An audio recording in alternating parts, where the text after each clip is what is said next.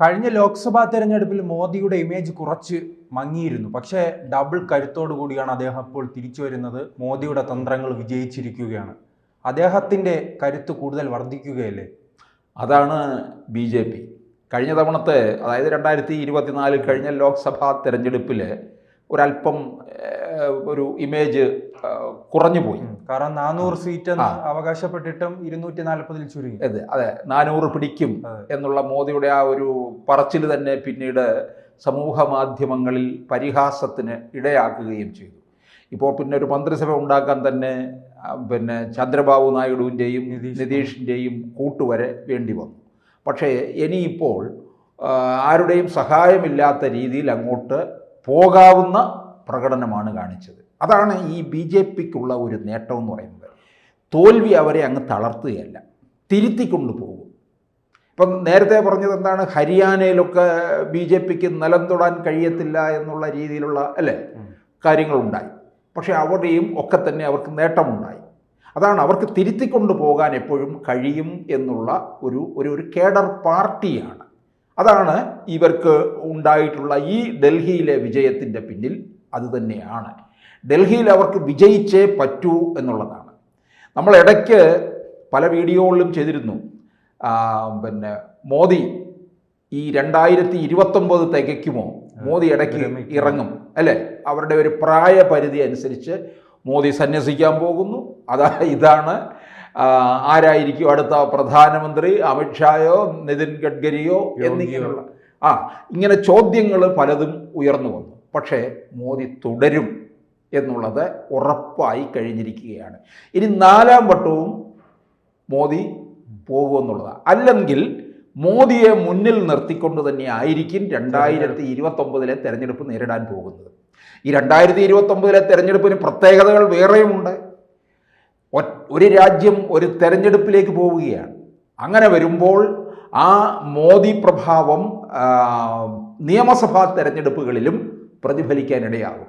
അതുകൊണ്ടാണ് ഇവിടെ പ്രതിപക്ഷം അതിനെ വളരെ ഈ മോദി തരംഗവും മോദി പ്രഭാവവും ഇപ്പോഴും നിലനിൽക്കുന്നുണ്ടോ? കാരണം കഴിഞ്ഞ ലോക്സഭാ തെരഞ്ഞെടുപ്പിലെ തിരിച്ചടിക്ക് ശേഷം എല്ലാവരും പറഞ്ഞിരുന്നതാണ് അത് പൂർണ്ണമായി ഇല്ലാതായി. പക്ഷേ ഈ ഡൽഹിയിൽ ഒരു മുഖ്യമന്ത്രി സ്ഥാനാർത്ഥിയെ പോലും ചൂണ്ടിക്കാണിക്കാൻ കഴിയാതെയാണ് BJP മത്സരിച്ചത്. മോദിയെ മുന്നിൽ നിർത്തിയാണ് മത്സരിച്ചത്. എന്നിട്ടും വലിയ വിജയമുണ്ടായി. അന്ന് മോദിയുടെ ഒരു വ്യക്തിപ്രഭാവം എന്ന് പറയുന്നത് ഉണ്ടെന്നുള്ളതാണ്. ഇപ്പോൾ നമ്മൾ ഒരു കേരളത്തിലെ വരവ് പലപ്പോഴും വലിയൊരു ഇമ്പാക്റ്റ് ഉണ്ടാക്കിയിട്ടുണ്ടല്ലോ. ഓരോ തവണ വരുമ്പോഴും അദ്ദേഹത്തിൻ്റെ ഇമേജ് കൂട്ടിക്കൂട്ടിയാണ് വരുന്നത്. ഇത് ഡൽഹിയിൽ ഉണ്ടായി എന്നുള്ളതാണ്. ഡൽഹി പിന്നെ നിരന്തരം അവർ കാണുകയാണ് ചെയ്യുന്നത്. അപ്പോൾ എന്തായാലും ഇതിനെ ഇവർക്ക് ചിട്ടപ്പെടുത്തി കാര്യങ്ങൾ കൊണ്ടുപോകാനായിട്ട് RSSൻ്റെ സംവിധാനമുണ്ട്.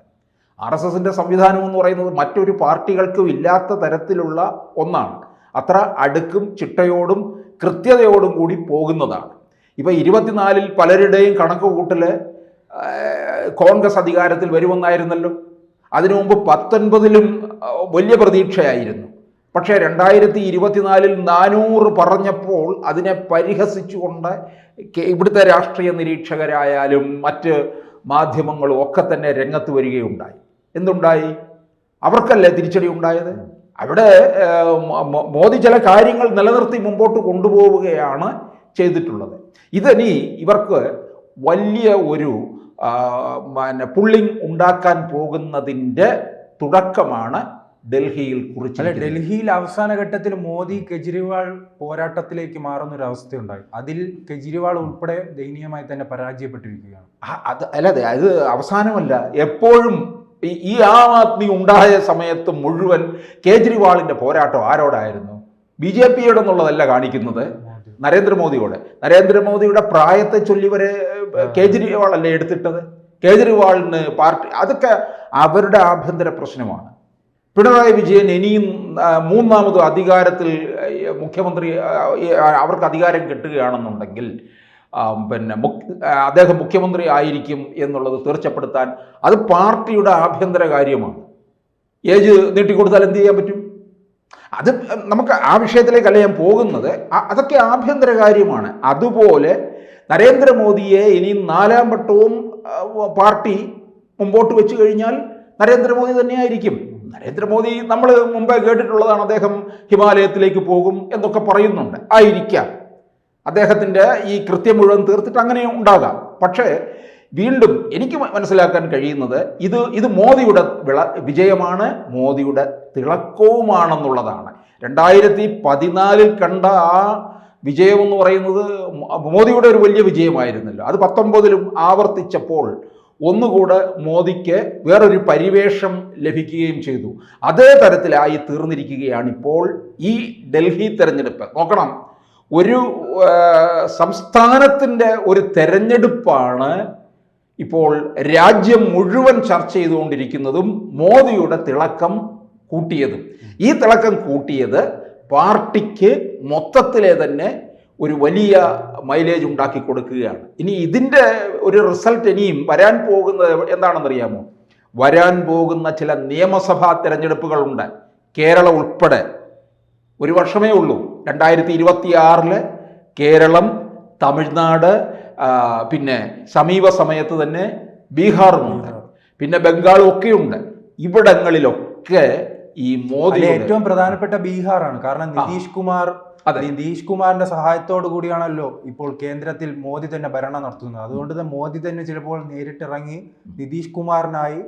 നിതീഷ് കുമാറിനെ വീണ്ടും ആ മുഖ്യമന്ത്രി കസേരയിൽ എത്തിക്കാനുള്ള എല്ലാ പ്രവർത്തനങ്ങളും മോദിയുടെ ഭാഗത്ത് നിന്നും. പലരും പക്ഷേ വേറെ രീതിയിൽ ധരിക്കുന്നുണ്ട്. അങ്ങനെ വരുമ്പോൾ നിതീഷ് കുമാറിന്റെ ഒന്നും സഹായമില്ലാത്ത തരത്തിലേക്ക് BJP കുതിച്ചു കഴിഞ്ഞാൽ നിതീഷിനെയൊക്കെ എടുത്തങ്ങ് കളയുമോ? അങ്ങനെയൊന്നും ഉണ്ടാകത്തില്ല. അവിടെ ബജറ്റിൽ പോലും ബീഹാറിന് പ്രത്യേക പരിഗണന നൽകിയിട്ടില്ലേ? പ്രതിപക്ഷം ഉൾപ്പെടെയുള്ളവർ പറയുന്നില്ലേ? ചന്ദ്രബാബു നായിഡുവിന് നൽകിയിട്ടില്ലേ? അപ്പോൾ അതൊന്നും, അവരെ ഒന്നും പുറത്താക്കുക എന്ന് പറയുന്നൊന്നും നടക്കത്തില്ല എന്നല്ല, അങ്ങനെ ഉണ്ടാകത്തില്ല. പക്ഷേ ഒരു വലിയ ശക്തിയോടുകൂടി BJP പോകും എന്നുള്ളത് ഉറപ്പായിരിക്കുകയാണ്. നമ്മൾ ഇപ്പം ഏറ്റവും സമീപ സമയത്ത് കണ്ടത്, ഡൽഹിക്ക് മുമ്പ് കണ്ടത് നമ്മൾ മഹാരാഷ്ട്രയിൽ കണ്ടില്ലേ? വൻ വിജയത്തിലേക്കല്ലേ പോയത്? അവിടുത്തെ പ്രാദേശിക രാഷ്ട്രീയത്തെ മുഴുവൻ ഈ BJP അങ്ങ് വിഴുങ്ങുകയല്ലേ ചെയ്തത്. അവിടെ നമ്മൾ എപ്പോഴും കാണുന്നത് ശിവസേനയുടെ ഒരു ആധിപത്യമല്ലേ. അത് കുറയ്ക്കാൻ സാധിച്ചിട്ടില്ലേ? അപ്പോൾ മഹാരാഷ്ട്ര പോലുള്ള ഒരു സംസ്ഥാനം കോൺഗ്രസിന് അടിത്തറ ഇളകിപ്പോയില്ലേ? ഇപ്പം ഇവിടെ തന്നെ നോക്കിക്കേ, കോൺഗ്രസിൻ്റെ ശക്തി ക്ഷയിച്ചു. കോൺഗ്രസിൻ്റെ ശക്തി ക്ഷയിക്കുക എന്ന് മാത്രമല്ല അവിടെ നടന്നിരിക്കുന്നത്, ഇന്ത്യ മുന്നണി തന്നെ ഇല്ലാതായി എന്നുള്ളതാണ്. ഇത് കോൺഗ്രസിൻ്റെ വലിയൊരു പരാജയത്തിലേക്കാണ് പോയിരിക്കുന്നത്. കോൺഗ്രസ് ഭാരതത്തിൽ നിന്ന് പൂർണ്ണമായിട്ടും ഇല്ലാതാകുന്നു എന്നുള്ള കാര്യമാണ് നമ്മൾ കണ്ടിരിക്കുന്നത്. BJP ആഗ്രഹിച്ചതും അതുതന്നെയാണ്. ഇപ്പം ആ ആത്മീയ ഇവിടെ വെച്ച് മാത്രമല്ല തളയ്ക്കുന്നത്. ഈ ആത്മീയ എന്തെല്ലാമായിരുന്നു ഇവർക്ക്. പിന്നെ ഡൽഹി ഭരണം കൊണ്ട് മാത്രം ഒതുങ്ങി നിന്നതല്ല കേജ്രിവാളിൻ്റെ സ്വപ്നം.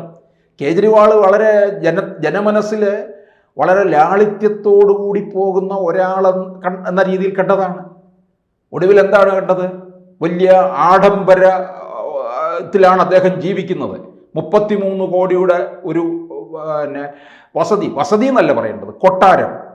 ഒരു മുഖ്യമന്ത്രി പദത്തിനപ്പുറം രാജകീയമായിട്ട് പല അറബി രാജ്യങ്ങളിലെ രാജാവിൻ്റെ കൊട്ടാരം മാതിരിയുള്ള ഒന്നിലേക്കാണ് അദ്ദേഹം പോയത്. ഇതൊക്കെ വൻ തിരിച്ചടി ഉണ്ടാക്കി. അപ്പം എന്നിട്ട് ഇന്ത്യ ഭരിക്കണം, ഇന്ത്യയുടെ പ്രധാനമന്ത്രിയാകണം. അതിനു വേണ്ടിയിട്ടാണല്ലോ പഞ്ചാബ് പിടിക്കുന്നു. പിന്നെ അത് കഴിഞ്ഞിട്ട് മറ്റ് സംസ്ഥാനങ്ങളിലും ആധിപത്യം ചെലുത്തുന്നതിന് വേണ്ടിയാണ് അഴിമതിയിൽപ്പെട്ടു. കോടിക്കണക്കിന് മദ്യനയ അഴിമതിയിൽപ്പെട്ടത് ഈ പണം മുഴുവൻ ഗോവയിലേക്ക് ഒഴുക്കാൻ വേണ്ടിയൊക്കെ ആയിരുന്നല്ലോ. അപ്പം അതൊക്കെ വലിയ തിരിച്ചടി. അപ്പം ലാളിത്യവുമായിട്ട് മുമ്പോട്ട് വന്ന് ഈ ചപ്പലുമൊക്കെ ഇട്ട് നടന്ന് വളരെ സാധാ വേഷമൊക്കെ ധരിച്ച് മുമ്പോട്ട് വന്ന അദ്ദേഹത്തിന് ജനം ഇപ്പോൾ അവരുടെ കയ്യിലെ ചൂല് വാങ്ങിച്ച് തൂത്തെറിയുന്നതാണ് നമ്മൾ കണ്ടിരിക്കുന്നത്. അപ്പോൾ മോദി ആയിരിക്കും ഇനിയും മുമ്പോട്ട് പോകാൻ പോകുന്നത്. മോദിയുടെ ഭരണവും തന്നെ ആയിരിക്കും ഉണ്ടാകാൻ പോകുന്നത്. കൂടുതൽ വാർത്തകളും വിശേഷങ്ങളും നിങ്ങളിലേക്ക് എത്താൻ ABC മലയാളം സബ്സ്ക്രൈബ് ചെയ്യുക, ബെൽ ബട്ടണും അമർത്തുക.